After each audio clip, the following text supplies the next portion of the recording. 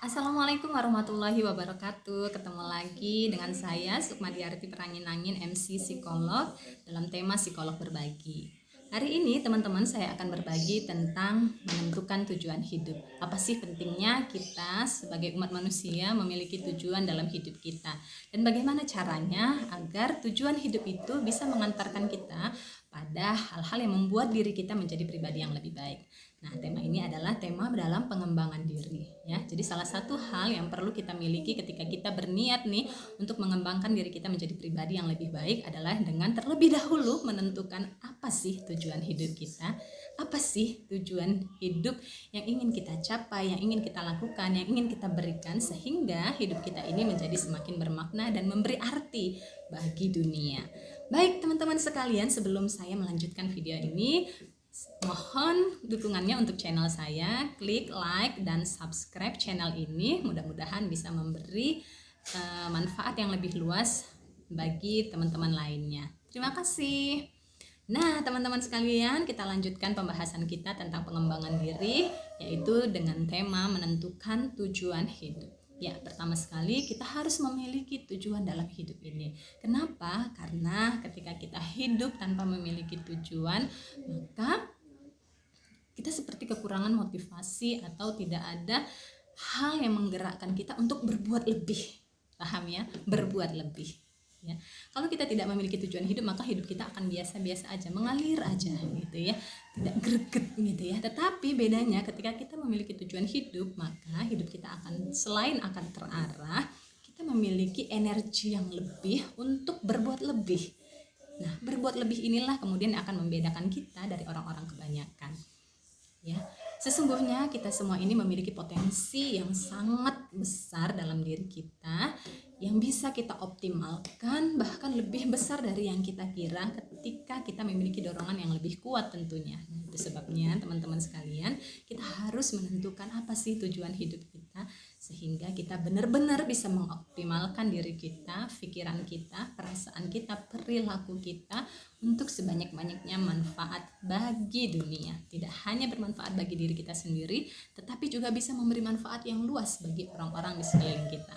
Nah, inilah kemudian yang akan membuat hidup kita menjadi semakin bermakna, semakin bernilai, bahwa kita hidup bukan untuk hanya bersenda gurau, bukan hanya untuk bermain-main saja, tetapi hidup kita memiliki arti yang kemudian bisa memberikan kontribusi yang besar bagi sekeliling kita.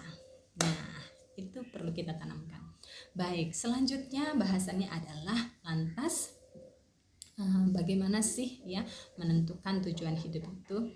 Nah, tujuan hidup itu kemudian sebagai muslim kita harus senadakan dengan apa sih tujuan penciptaan kita ke dunia ini gitu ya. Kalau dalam Al-Qur'an Allah menerangkan bahwa tujuan penciptaan kita ke dunia ini ada dua, yaitu yang pertama adalah untuk menjadi hamba, untuk menjadi hambanya Allah, yaitu untuk beribadah kepada Allah, menyembah Allah, menaati perintah Allah, menjauhi larangan Allah, menjadi hamba dan untuk beribadah kepada Allah. Itu yang pertama. Nah, kemudian yang kedua adalah untuk menjadi khalifah ya.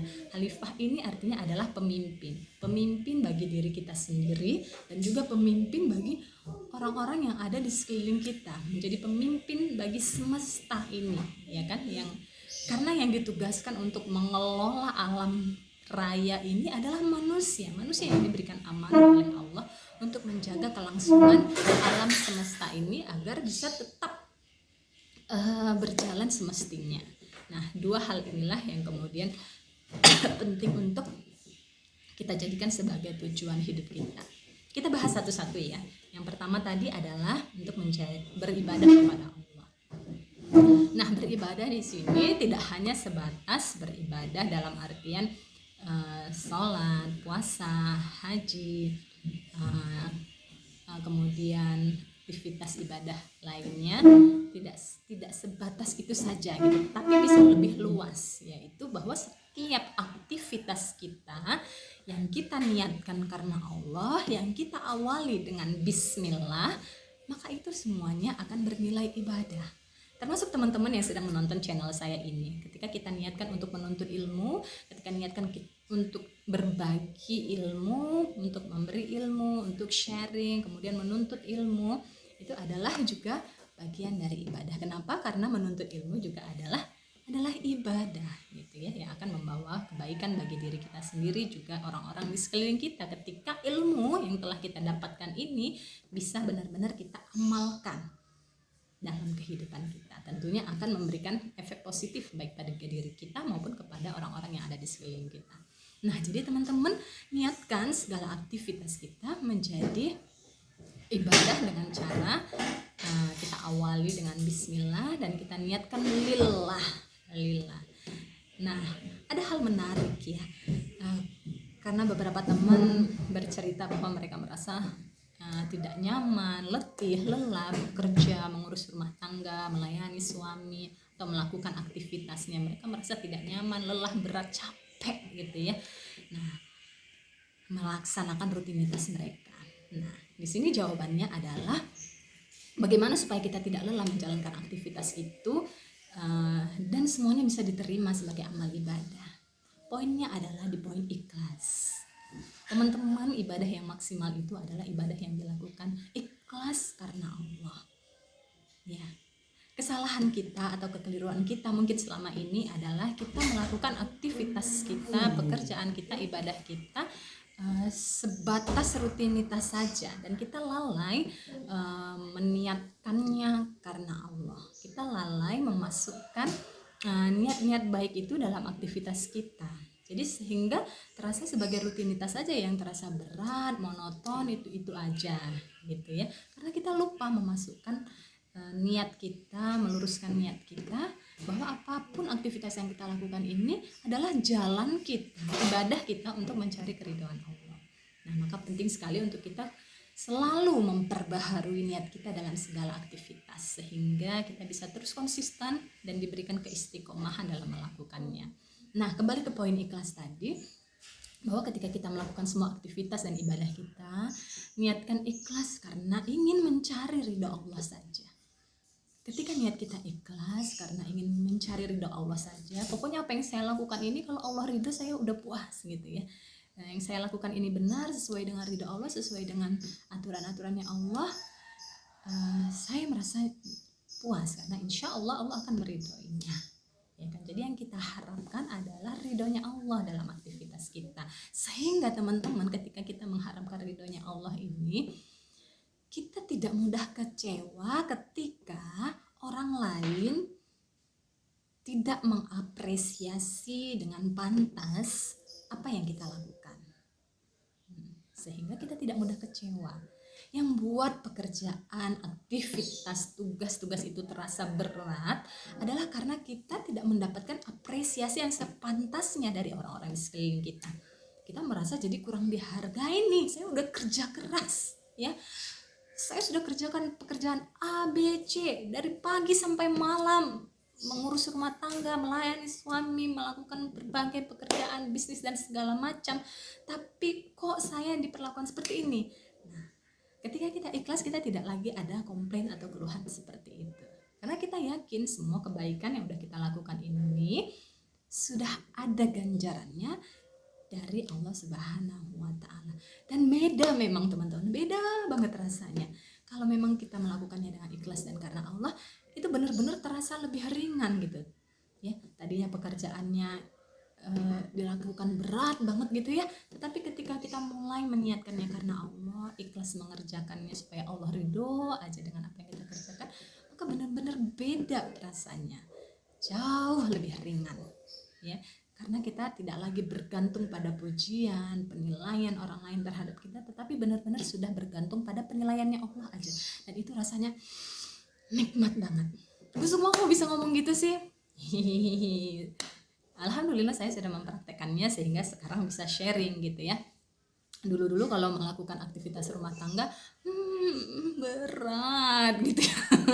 Tetapi ketika sudah mengamalkan ilmu ikhlas ini, alhamdulillah terasa lebih ringan. Jadi tidak menuntut orang lain membantu kita, menolong kita, tetapi kita melakukan semampunya kita aja, dan kita melakukannya dengan melibatkan Allah, yaitu tadi ya dengan mengucap bismillahirrahmanirrahim.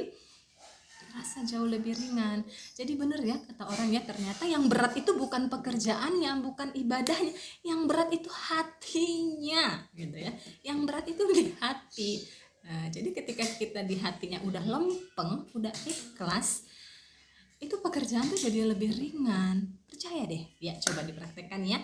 Oke, demikian yang poin pertama tentang beribadah kepada Allah. Nah, yang kedua adalah menjadi khalifah. Ya, menjadi khalifah artinya kita menjadi pemimpin bagi diri kita sendiri, kemudian menjadi pemimpin bagi orang-orang yang ada di sekitar kita. Nah, persoalannya kita ini semua pengen jadi pemimpin ya, tetapi teman-teman sekalian, kita tidak akan bisa memimpin orang lain, memimpin anak-anak kita, memimpin keluarga kita, memimpin bawahan kita, memimpin rekan-rekan kita sebelum kita bisa memimpin diri kita sendiri terlebih dulu. Kan tidak mudah memimpin orang lain sebelum kita bisa memimpin diri kita sendiri. Maka teman-teman, tak heran Allah dalam Quran surat Ar-Ra'd ayat 11 mengatakan bahwa Allah tidak akan mengubah nasib kamu sebelum kamu mengubah diri kamu sendiri. Nasib kamu itu misalnya kita berharap nih orang lain berubah gitu ya, perilakunya jadi lebih menyejukkan hati, pekerjaannya jadi lebih terarah, pekerjaannya jadi lebih teratur gitu ya, sifat-sifatnya jadi lebih baik. Kita mengharapkan orang lain berubah, tetapi persoalannya kalau kita belum berubah itu nggak mudah gitu ya. Sedangkan kita berubah aja orang lain belum tentu berubah, apalagi kalau kita masih menjadi diri kita yang sama terus gitu dan mengharapkan orang lain berubah, itu sangat-sangat tidak mudah.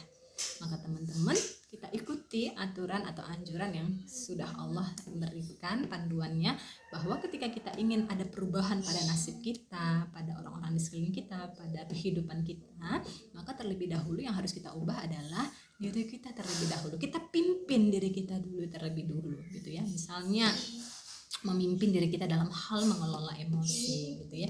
Kita ingin orang lain tidak marah-marah lagi ke kita misalnya kan. Anak-anak lebih teratur, lebih tertib, pegawai bisa ngikut, manut, taat, nurut apa perintah kita. Nah, sebelum itu terjadi, maka yang harus lebih dahulu kita pimpin adalah diri kita sendiri, bahwa kita harus menjadi pribadi yang bisa mengelola emosinya, bisa mengatur dirinya untuk taat pada aturan, disiplin waktu, ya kan? Nah, bisa kita atur sedemikian rupa mulai dari diri kita sendiri. Misalnya ketika kita ingin mengharapkan orang lain berperilaku disiplin, maka kita terlebih dahulu harus menjadi pribadi yang disiplin. Misalnya dimulai dari disiplin dalam hal ibadah. Ya, ketika misalnya sudah dengar panggilan azan, maka kita bersegera nih untuk memenuhi panggilan sholat tersebut. Nah, ini kita mulai dengan mendisiplinkan diri kita sendiri terlebih dahulu, sehingga kita merasakan feel-nya gitu, oh begini ya caranya gitu ya. Sehingga ketika kita sudah tahu caranya, maka kita akan mudah nih untuk mengarahkan orang lain untuk melakukan hal sama dan mengikuti cara yang sudah kita praktekkan dan berhasil tadi. Begitu teman-teman, jadi kita harus bisa memimpin diri kita sendiri terlebih dahulu untuk melakukan suatu perubahan baik, untuk kemudian memudahkan kita untuk mengajak pula orang-orang di sekeliling kita untuk juga melakukan perubahan ke arah yang lebih baik. Nah, teman-teman sekalian, itu tadi pembahasan tentang tujuan hidup ya, bahwa tujuan hidup kita harus benar-benar kita tetapkan.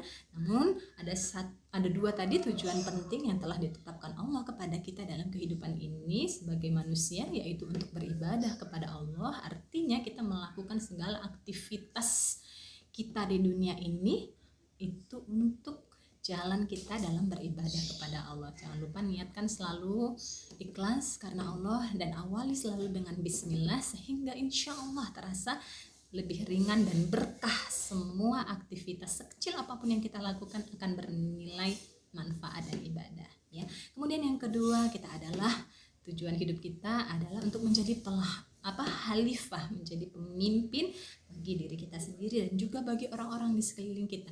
Jadi tujuan hidup kita ini adalah khalifah, kita adalah pemimpin ya bagi semesta ini, bagi orang-orang di sekeliling kita. Seorang ibu adalah pemimpin bagi anak-anaknya, seorang atasan adalah pemimpin bagi bawahannya.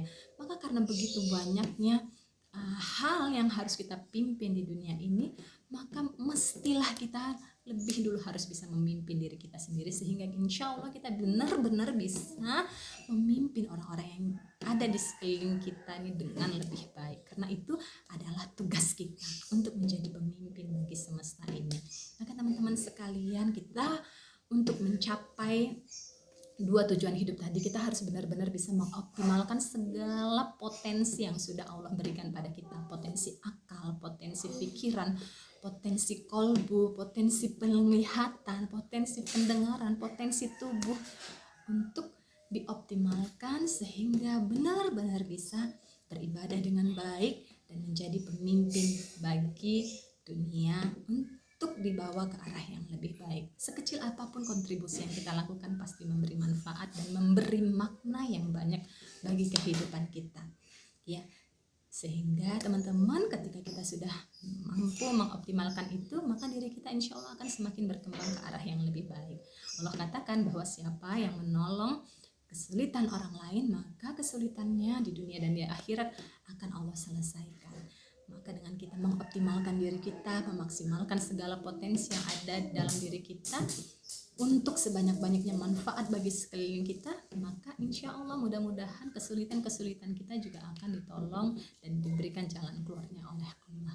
Mari teman-teman, saya mengajak dan mengingatkan diri saya sendiri dan juga teman-teman sekalian untuk tidak lagi fokus pada masalah-masalah yang ada di dalam diri kita saja, tetapi mulai keluar memikirkan masalah-masalah yang ada di luar kita, sehingga ketika kita keluar dari diri kita dan memperhatikan apa-apa yang ada di sekeliling kita dan berusaha memberikan kontribusi, memberikan manfaat, memberikan solusi dengan potensi yang kita miliki, maka mudah-mudahan kesulitan dan masalah yang ada dalam diri kita, dalam hidup kita juga akan terselesaikan dengan sendirinya dengan jalan yang tak kita duga-duga. Demikian sharing pagi ini yang bisa saya berikan, mudah-mudahan banyak manfaatnya. Jangan lupa like dan subscribe channel ini, share agar semakin meluas manfaatnya. Terima kasih atas perhatiannya. Assalamualaikum warahmatullahi wabarakatuh.